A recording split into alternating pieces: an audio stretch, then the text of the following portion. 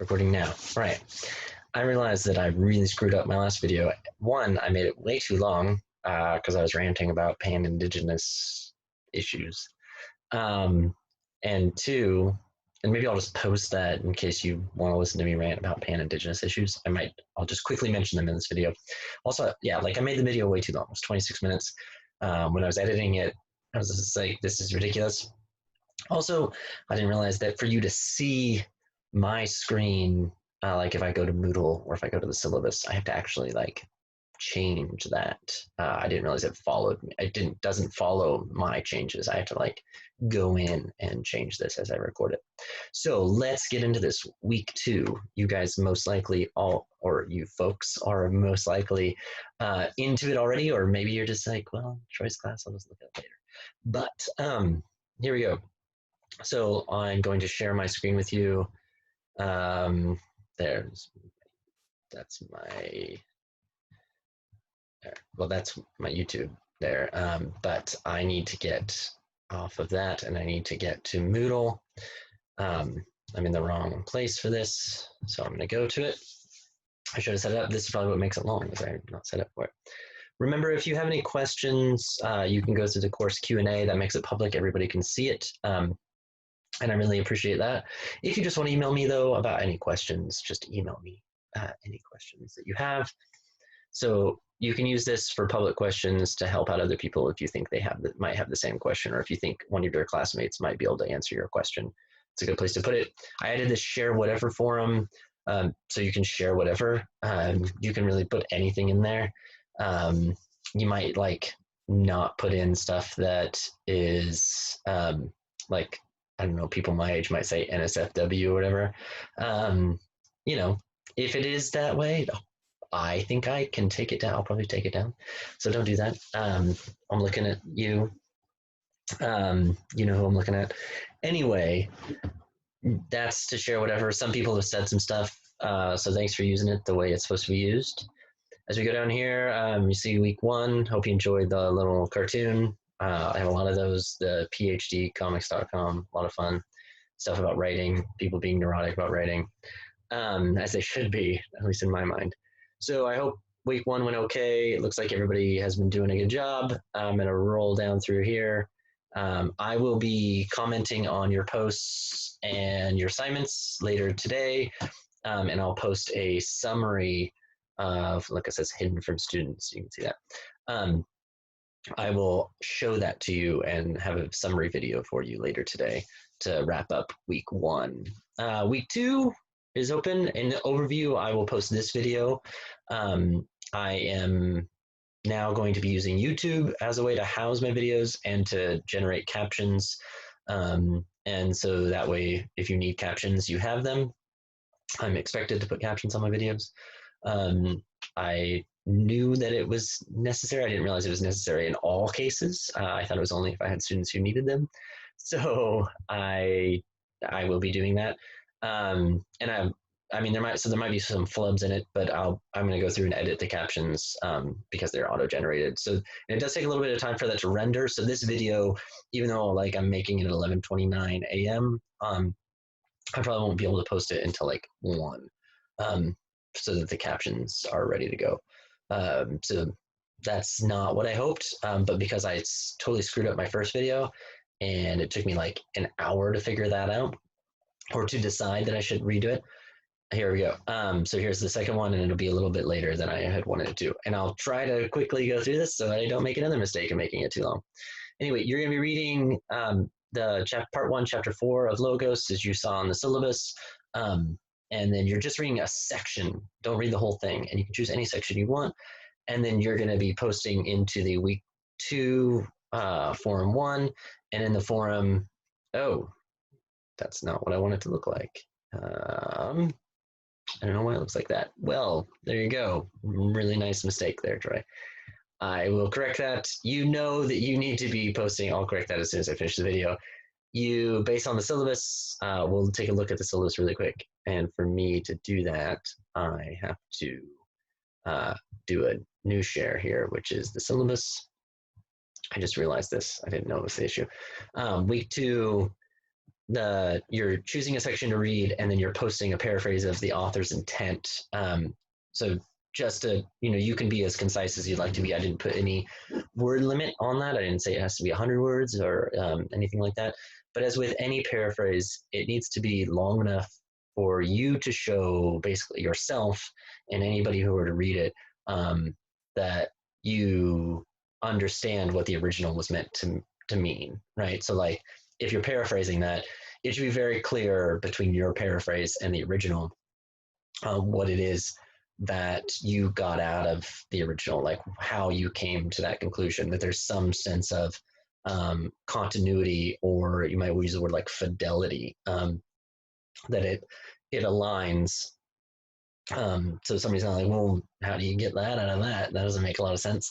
So there's a clear correlation between the paraphrase and the what's originally in the author's intent. So that's part of the post. The second part of the post, so you should have two things in one post, and I'll make sure this is much clearer on the forum. I don't know, I thought I saved that there, and I guess I didn't, is that you need to choose an example of the logos that is described in the section that you read from a source that you are using in your essay. And yes, it says Fuse essay. That's a little redundant, considering the E in Fuse means essay. So it's like hoi polloi. You don't have to say the hoi polloi. That's what hoi means. Hoi is referring to the. Anyway, that's ridiculous and pedantic. But I did it anyway. So that you'll be starting some no red ink exercises, which I have not posted to Moodle yet. I will be posting them later. And then you'll begin reading Mindscape. It's not long. It's like, it says, the whole thing says it's like 14 pages. But that's because I included the cover, the publishing page, and the quote, the sort of epigram at the beginning of the book. But so I believe the total of this reading is like 11 pages. It's good. It's interesting. And then you'll be posting about the story, trying to make connections between Harrison's story and Okafor's story. And then, so that's that'll be the forum. If we go back to Moodle, come on, that's forum 3. You'll be making those connections.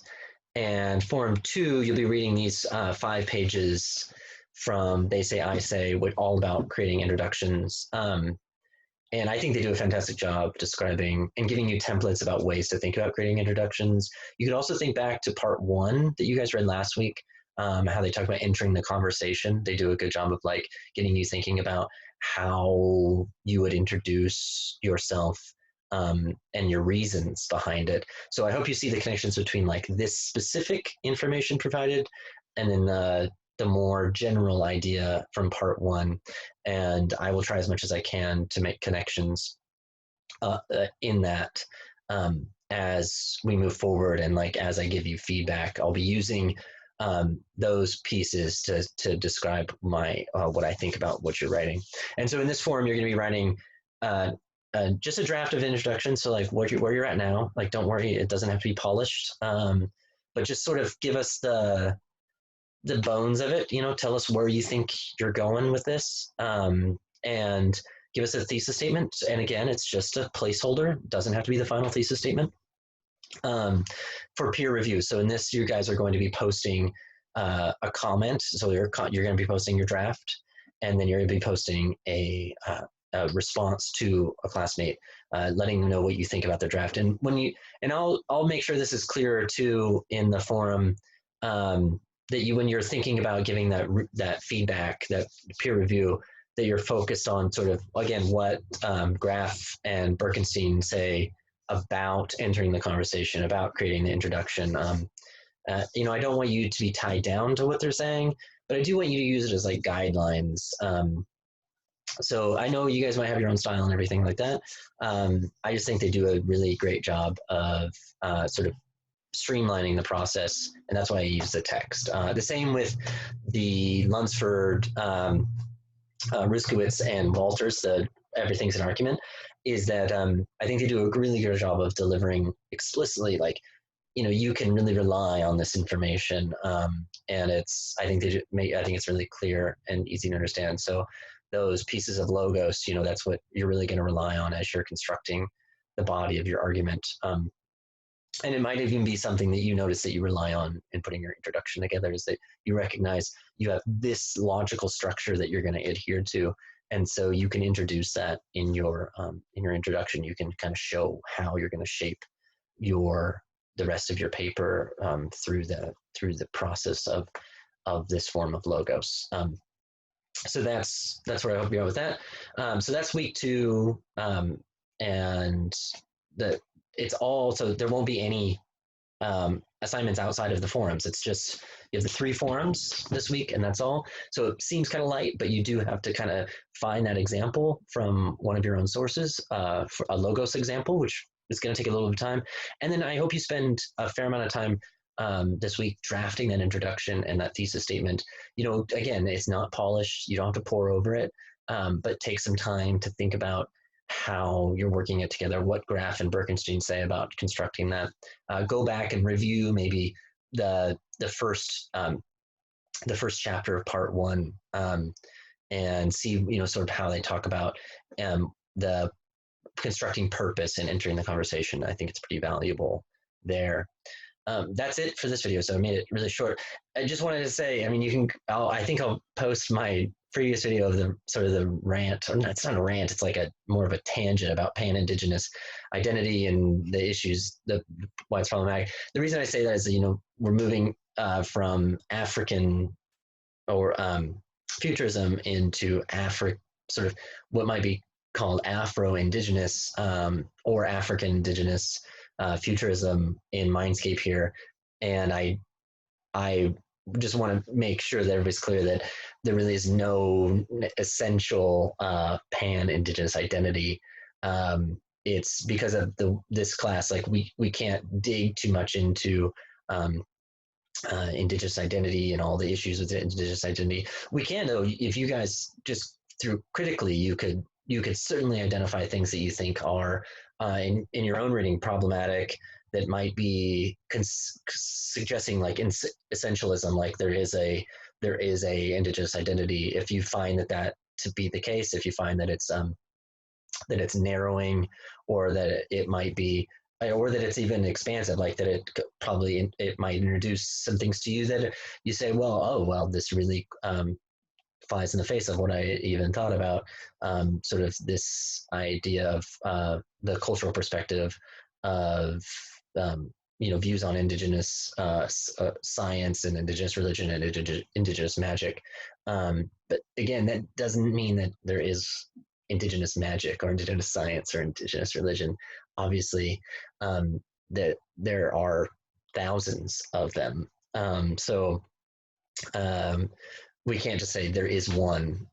However, there is, like, in order for us in this class, and to some extent for people in general who are trying to make the case for a revival or a reconstruction, or like a reclamation of Indigenous politics, because there certainly is an Indigenous politics, that there be a pan-Indigenous identity in that regard, in that it is, the pan-Indigenous identity is one in which that is in contrast to Eurocentric identity, or the dominant or colonizing identity, which again, people would say, there's no one colonizing identity, there's no one dominating. That's, to some, it's true. I mean, there's it's multiple, but politically, you could say that no, there really isn't. There's those who have colonized this country, and who continue to do so, and then there are those who have been colonized and continue to be. That sounds like victimizing, which is not what I'm looking for, but what I hope is, and I'm going to stop the sharing so you get, is that you look at this as well, that this is one way in which we can understand a idea of science, magic, religion that is not Eurocentric, and that's not necessarily singular in its.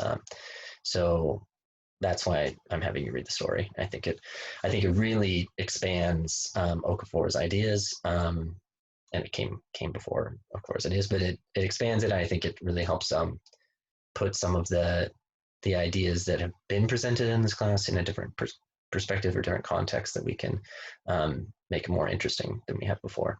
So enjoy, and we'll talk about it further. Like I'll be commenting on discussion posts and as much as possible. Like if you need me to be more present throughout the week, I can do that. And I plan on Thursday to really be more present in the discussion and potentially like maybe post more ideas that I have in regard to Okafor and to Hairston's stories. So that's it. Thanks.